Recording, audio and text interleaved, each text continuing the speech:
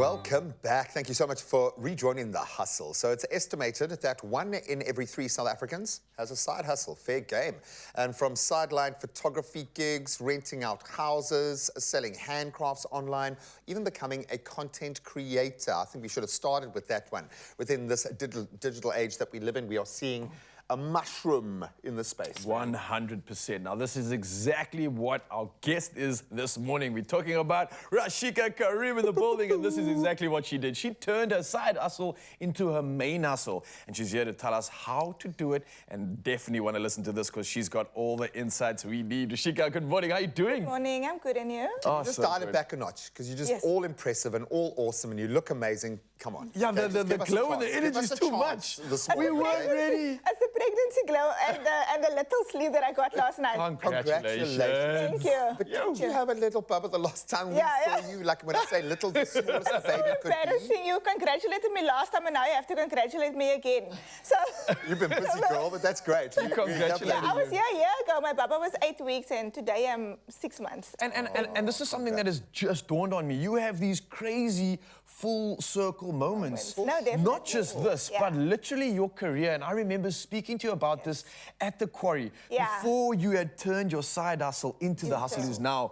You were at that quarry years ago. I remember you telling me you were going to take a picture. Shooting content during my lunchtime while I had the office job. As one has to, How crazy is the story? So maybe tell them, Zanzi, that isn't aware of the story. How did this all begin? What were you doing before it even went down? So after school, I was quite the clever one on school, and now, you know, society, you have to be a certain profession. You know, to make your parents proud and everyone proud. So I thought, okay, now let's go study law. It sounds cool. And then I started studying LLB. I wasn't passionate, and I did BCom, and I did a 3rd degree in psychology, industrial psychology. And then 3 degrees? Yeah, 3 degrees. Whoa, okay. Just let's make sure that, wow. So after that, I started working in the office, but you know, you're just working to make someone else successful, to build that person's legacy. And I was like, what is it that you want? What are you passionate about? And that's when, you know, I started talking to my phone, and I started getting an audience. It started growing like by 1,000 over a week because people found me funny and relatable. Authentic. Yeah, yes, authenticity is key. And that's how the social media journey started for me.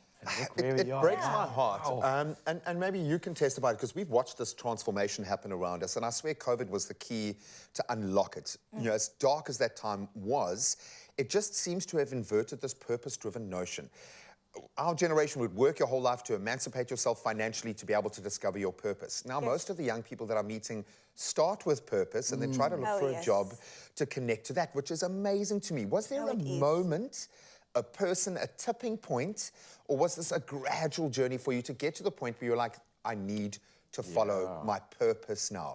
How did that look? So for financial freedom, and I couldn't just, you know, follow my purpose and my passion. Like, I had bills to pay.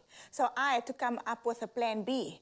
I was telling myself, okay, you're doing this office job, but before work, during lunchtime, after work, you are going to build that hustle. On weekends, I didn't dream about the life I wanted. I worked for the life I wanted. So the plan was always in my head to eventually, you know, go what I love, do what I love, do what I'm passionate about. And after 3 years of sitting in the office, I was like, now I'm taking the big step. I'm doing social media full time. Congratulations. And it's not to say that you're not leaning on all of the wonderful things that you've learned in every lane that you've traveled in as well. All of that informs the successful kind of package that you are now. It forms you as a person. That moment there, I think, is the reason that stops a lot of people from actually actioning their dreams and their passion, right? How do you deal with the reality of now moving away from a stable income to one that is inconsistent, one that is going to provide you with anxiety, one that's going to scare you to your knees potentially? How do you walk into that with confidence? I think people think social media is all glamour and it's so easy to do it, you know, but there were days where I was broke. Like coming from a corporate environment to now, you know, when you start off your career, it's not, you don't have the jobs every month. You live on trade. So it was like this. I went on dodgy sites for loans, guys. My parents don't know this. They're seeing it now. But do you understand what I had to go through? Because I believed in myself. And I knew one day this is going to pay off. Sure. I mean, there's been advice in every little gem that you've dropped there because it's a lived experience of where you're at right now. And it doesn't mean that you have to set your other goals aside, your family goals aside.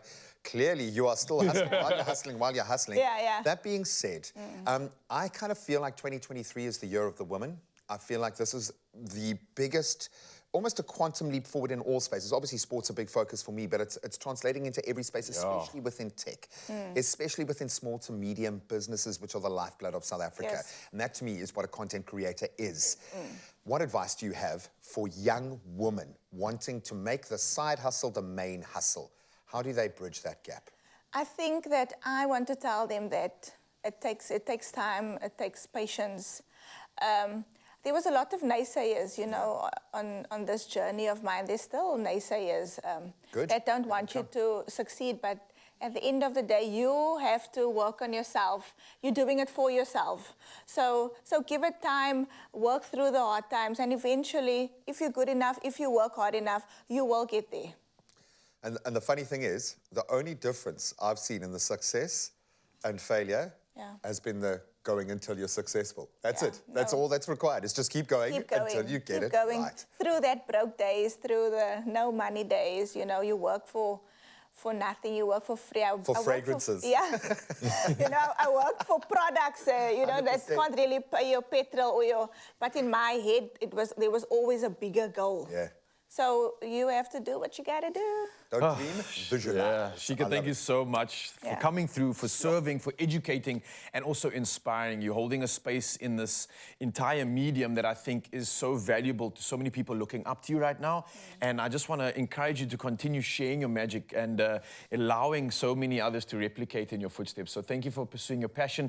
Mzansi, I hope you realize that it is possible, it's doable. You just got to keep working. Don't give up. Here is the testament. Reach out to her if you're struggling with anything, and she'll definitely be able to assist you. But right now, let's carry on with the theme of the hustle.